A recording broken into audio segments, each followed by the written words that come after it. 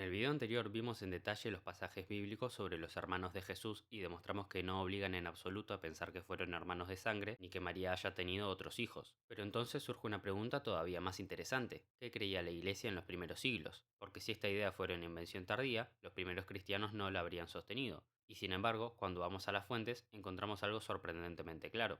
Ya mencionamos en el último video cómo San Jerónimo de Estridón y San Epifanio de Salamina defendieron la virginidad perpetua de Santa María frente a objeciones, pero ellos no son la única prueba patrística tradicional que tenemos. Un primer ejemplo histórico es el que podemos encontrar en el escritor eclesiástico Orígenes de Alejandría, quien en sus homilías al Evangelio según San Lucas escribe: Debemos en este lugar, para que los simples no sean engañados, refutar aquellas cosas que suelen oponer los herejes, pues alguno ha caído en tal locura que afirmó que María fue negada por el Salvador, porque después de su nacimiento se habría unido a José, y dijo cosas que solo él sabe con qué mente las dijo. Por tanto, si alguna vez los herejes os objetan algo semejante, respondedles y decid: ciertamente Isabel, llena del Espíritu Santo, exclamó: bendita tú entre las mujeres. Si María es proclamada bendita por el Espíritu Santo, ¿cómo el Salvador la habría negado? Además, cuando afirman que ella se casó después del parto, no tienen de dónde probarlo, pues esos hijos que eran llamados de José no habían nacido de María, ni hay escritura alguna que diga esto.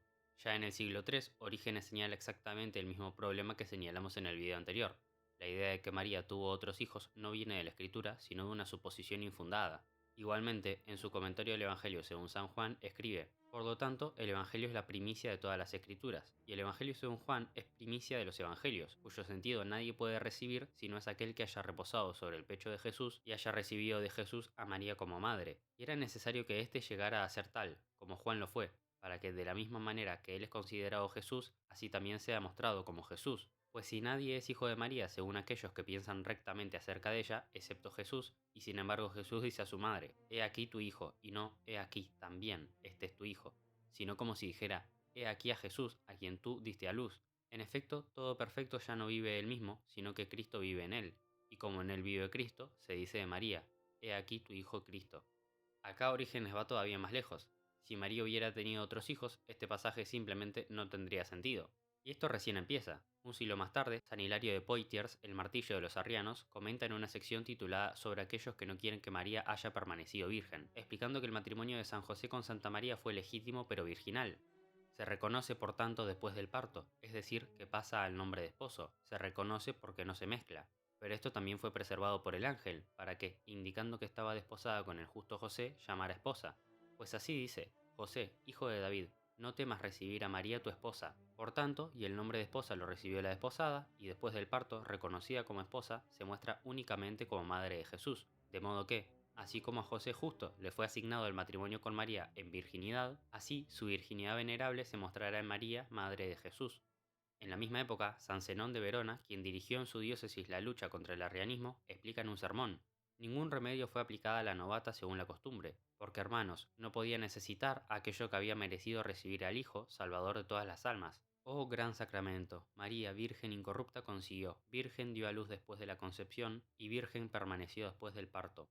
En la misma línea, una tradición oriental extendida que vemos es la de llamar a María la Aeparthenos, que se traduce por siempre virgen. Un ejemplo es el escritor eclesiástico Dídimo el Ciego, quien afirma: añade, además, que él fue anunciado en todo el universo y creído, porque aquel que desde la luz inefable resplandeció eternamente, en los tiempos posteriores, por su benignidad hacia los hombres, nació inefablemente de la siempre Virgen y manifestó en sí mismo todas las cosas que son del Padre. Y dice que aquel que todo lo abarca ascendió en la gloria en la cual siempre estuvo con Dios.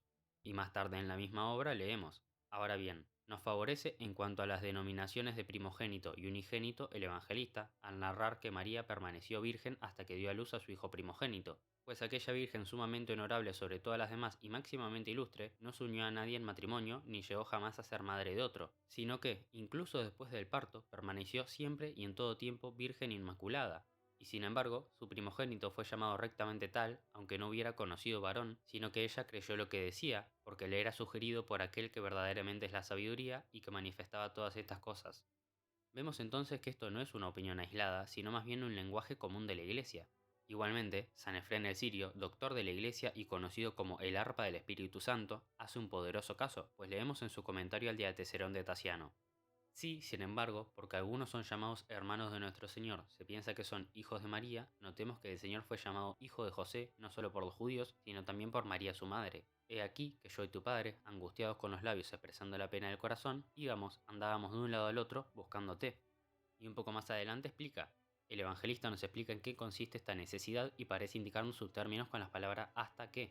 Habitaba con ella en santidad hasta que dio a luz a su hijo primogénito. Si fuera así, después de su parto, ya no habitaba con ella en santidad, puesto que se dice hasta que. Pero hasta que no señala un término. Pues el Señor dijo a mi Señor, siéntate a mi derecha hasta que ponga tus enemigos bajo tus pies. Si fuera verdad que hasta que marca un término, cuando los enemigos fueran puestos bajo sus pies, ¿debería levantarse y dejar la derecha de su padre? Habitaba con ella en santidad. ¿No es santo el matrimonio según el testimonio del apóstol? Pues dice, su lecho conyugal es santo. Y si se dijera, pero los hermanos del Señor son nombrados en el Evangelio, respondo, nuestro Señor no habría confiado María a Juan si ella hubiera tenido otros hijos que Jesús y si José hubiera sido su marido. Como aquel que dijo, honra a tu padre y a tu madre, habría separado a María de sus hijos para entregarla a Juan. Este argumento es exactamente el mismo que se sigue usando hoy, literalmente el mismo. Por otro lado, San Atanasio de Alejandría afirma también, en verdad, este parto divino lo celebró el ejército de los ángeles, y también una mujer exclamó en alta voz, bienaventurado el vientre que te llevó y los pechos que mamaste. Más aún, la misma Madre de Dios y siempre Virgen María, cuando supo lo que había sido obrado en ella, dijo, desde ahora me llamarán bienaventurada todas las generaciones. Pero lo que fue obrado en María se convierte en gloria para todas las vírgenes, pues de ella misma, como de una raíz, penden, por así decirlo, los ramos de la virginidad. Luego, San Epifanio de Salamina, a quien ya mencionamos en el anterior video como uno de los defensores de la virginidad perpetua de María, claramente la defiende. La gran obra de este santo es el llamado Panarión, en el que refuta a 80 sectas religiosas.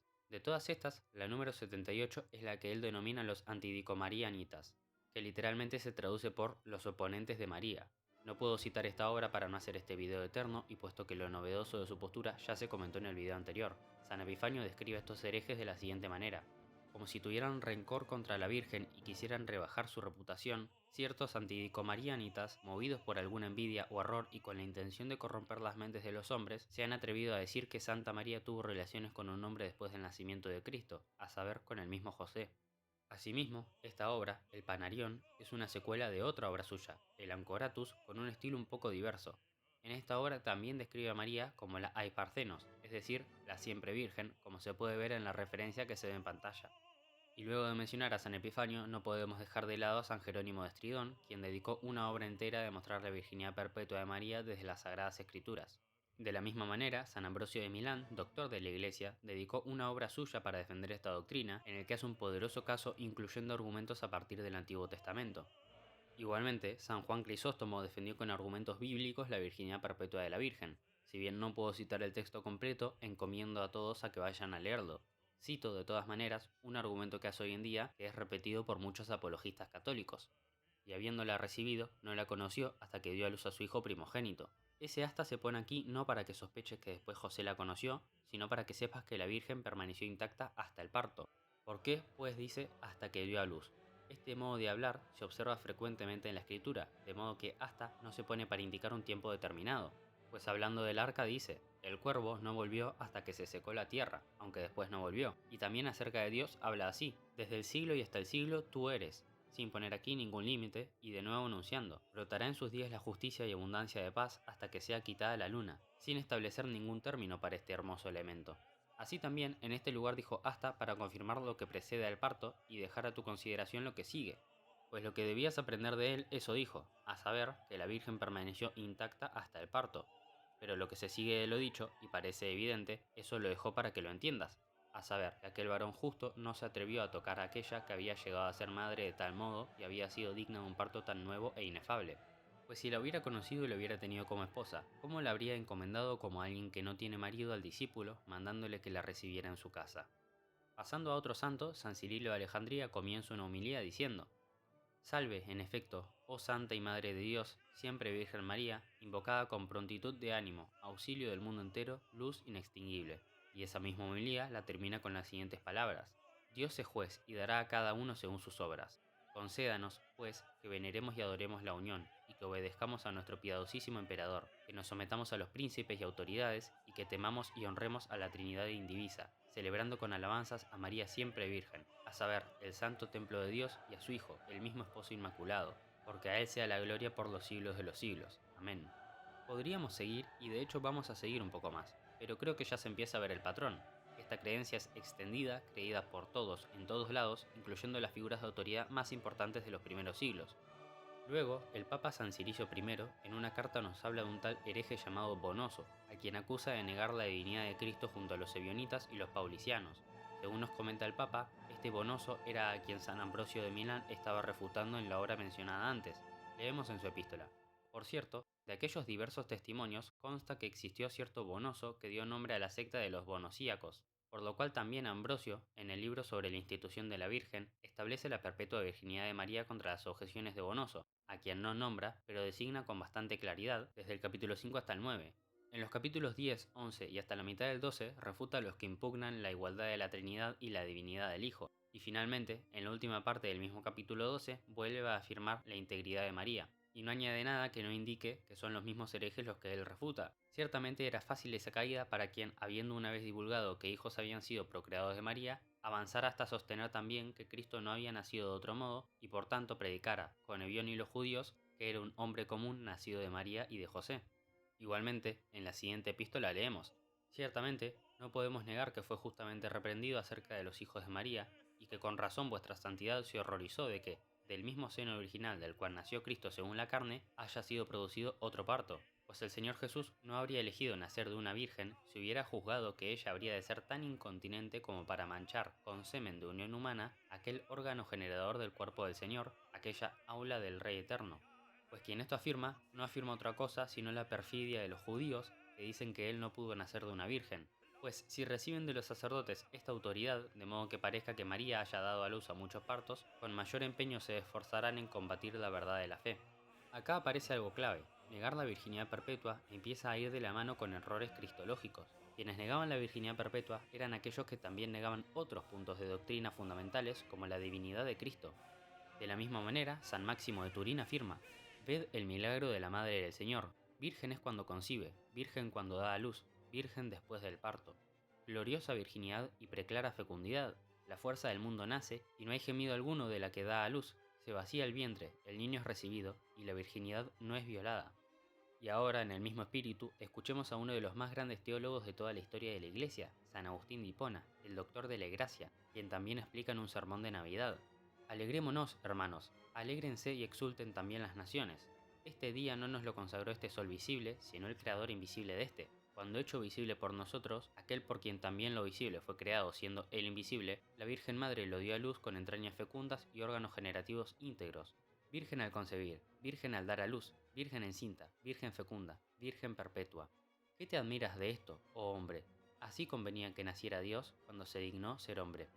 Así también San Pedro Crisólogo en un sermón suyo: ¿dónde están los que estiman que la concepción de la Virgen y el parto de la Virgen han de igualarse a las condiciones de las mujeres, siendo aquello de la tierra, esto del cielo, esto de la virtud divina, aquello de la debilidad humana, aquello en el cuerpo de la pasión, esto todo en la tranquilidad del Espíritu Divino con el cuerpo humano en reposo?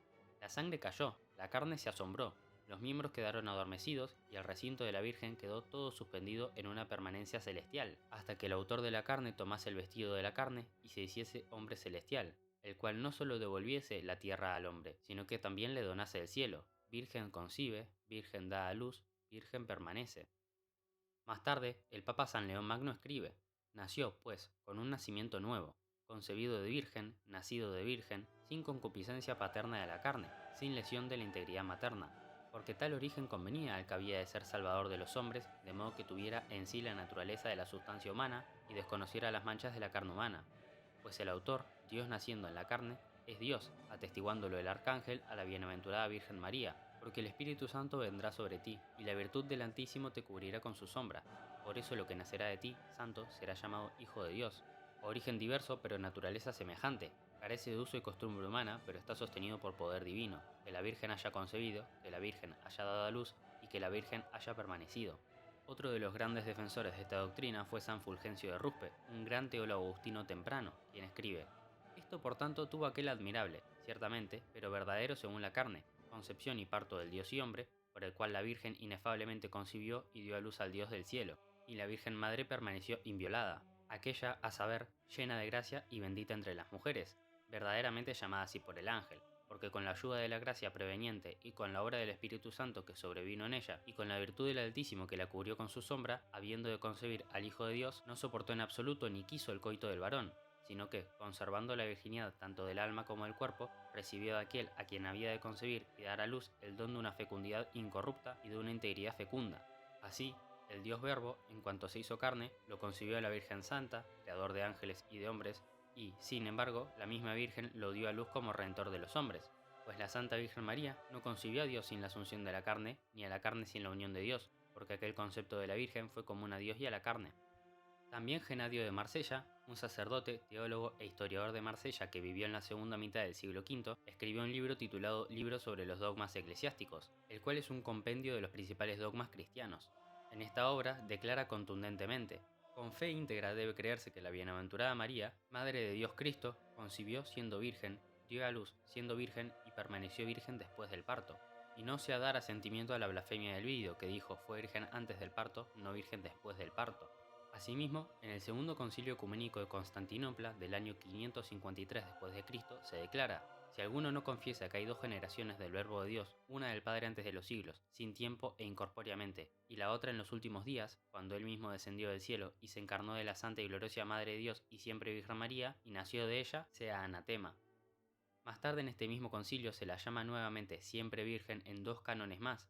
Acá el punto ya se hace muy claro, ya que esto ya no es solo una opinión teológica común, sino que es una definición dogmática. Igualmente, en el Concilio de Letrán de 649, convocado por el Papa San Martín I y cuyas actas fueron posiblemente escritas por San Máximo el Confesor, leemos: si alguno no confiesa debida y verdaderamente, conforme a los santos padres, que la Santa Madre de Dios, siempre Virgen e Inmaculada María, en los primeros tiempos concibió del Espíritu Santo sin semilla, a saber, al mismo Dios Verbo de modo propio y verdadero, fue engendrado por Dios Padre antes de los siglos y que lo dio a luz incorruptiblemente, permaneciendo su virginidad intacta incluso después de su nacimiento, sea condenado. Acá el debate queda completamente cerrado, antes, durante y después del parto, es decir, la virginidad de María es perpetua. Luego, San Ildefonso de Toledo también escribió un tratado entero defendiendo esta doctrina. Finalmente, San Juan Damasceno, el doctor de la Asunción, afirma: así como, habiendo sido concebido, conservó virgen a la que había concebido, así también, habiendo nacido, guardó intacta su virginidad, pensando él solo por medio de ella y conservándola cerrada, pues no le era imposible pasar también por la puerta y no dañar en nada sus sellos. Permanece, por tanto, virgen también después del parto de la siempre virgen, no habiendo tenido, en absoluto, trato con varón hasta su muerte. Pero hay un dato todavía más interesante, que muchas veces pasa desapercibido y que cambia completamente el panorama. No solo los padres de la Iglesia afirman la virginidad perpetua de María, sino que incluso algunos herejes que cayeron en errores doctrinales en otros puntos también la sostienen. Esto es importante porque nos muestra que no estamos ante una opinión discutida en la Iglesia primitiva, sino ante una convicción tan extendida que ni siquiera sus adversarios la cuestionaban. Por ejemplo, el heresiarca Pelagio, gran enemigo de San Agustín, afirma en su Confesión de Fe: y afirmamos que el mismo Hijo de Dios, que sin comienzo posee la eternidad con el Padre y el Espíritu Santo, en la plenitud de los tiempos asumió un hombre perfecto de nuestra naturaleza, de María siempre virgen, y que el Verbo se hizo carne, asumiendo al hombre, no cambiando la divinidad. Igualmente, en el símbolo atribuido a Juliano de Eclana, otro líder pelagiano, leemos: en la plenitud de los tiempos en verdad fue enviado el Hijo de Dios, no por mandato de una potestad mayor, sino por la comunión de voluntad. Y el Verbo se hace carne, no para que por conversión dejara de ser Dios, sino para que, por la asunción de la carne, comenzara a ser hombre, lo que no era. Y para que el hombre ascendiera a Dios, Dios descendió al hombre. Nace, por tanto, para nosotros del Espíritu Santo y de María siempre Virgen, aquel que, según la divinidad, nunca faltó al Padre. Y finalmente, otro hereje pelagiano leporino dijo: confesamos a nuestro Señor y Dios Jesucristo, Hijo único de Dios, que antes de los siglos nació del Padre, que en el último tiempo, del Espíritu Santo y de María siempre Virgen, fue hecho hombre, Dios nacido. Vemos entonces algo notable. Tanto en la ortodoxia como incluso entre algunos herejes, la afirmación de María como siempre virgen aparece como una doctrina fuera de toda discusión. Esto refuerza aún más lo que vimos hasta ahora, ya que prueba que no estamos ante un desarrollo tardío, sino ante una tradición profundamente arraigada en la fe de los primeros siglos. Ante esto muchos pueden sorprenderse, ya que no mencionamos siquiera un autor que estuviera en contra de la virginidad perpetua de María. Algunos críticos pensarán: ¿realmente no había nadie en los primeros siglos del cristianismo que estuviera en contra? La respuesta es que sí, lo sabía, pero probablemente no son quienes muchos imaginan. La primera persona que conocemos en haber escrito en contra de la virginidad perpetua de la Santísima Virgen es Celso, un filósofo griego anticristiano del siglo II, quien escribió una obra titulada Discurso verdadero contra los cristianos, en la que acusaba a Jesús de haber sido un hijo de adulterio. Esta obra fue refutada por Orígenes de Alejandría en su Contracelso.